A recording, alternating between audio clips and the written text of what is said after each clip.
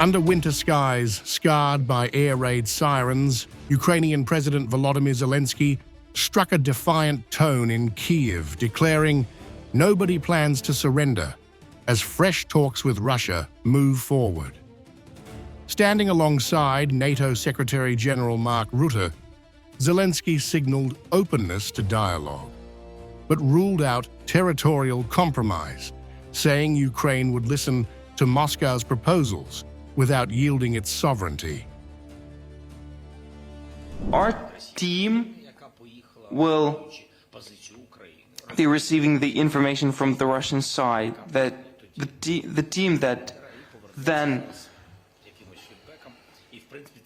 they went to their leader, and they will come back with the feedback, and they will discuss this feedback. My team will be in touch with me. I'll connect with them, and we'll listen to what the Russians have brought. What compromises are they ready for? The signals must come not only about Ukraine. I think the group knows what to do. We must look for the dialogue, but nobody plans to surrender.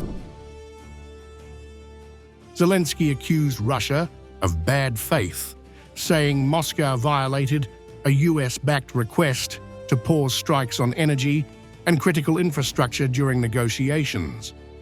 He said Washington had urged both sides to refrain from such attacks for a week, but claimed Russian forces resumed bombardments within days, undermining diplomatic efforts.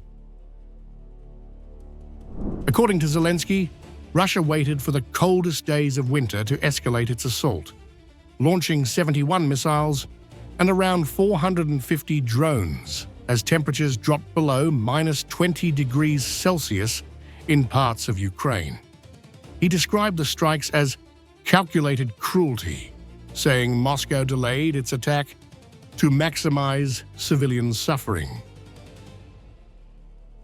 Zelensky renewed calls for stronger Western military support, stressing the urgent need for Patriot air defense systems and interceptor missiles. He said continued assistance was critical to protecting civilians and defending Ukraine against ballistic missile attacks. NATO chief Mark Rutte said he was confident funding and support for Ukraine would continue, but acknowledged deep divisions within the alliance. He said some allies were doing a great deal, others were contributing modestly, and a few were doing nothing, highlighting the challenge of fair burden sharing.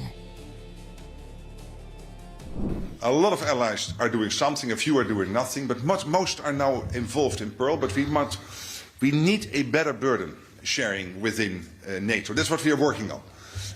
We know that some countries like the Canadians and the Norwegians and the Germans and the Dutch and the Danes, but also the Danes and Norwegians and the Swedes together with the Baltic countries, they're doing quite a lot. We have other countries who are also doing relatively much, like Slovenia or Belgium, but still more can be done overall.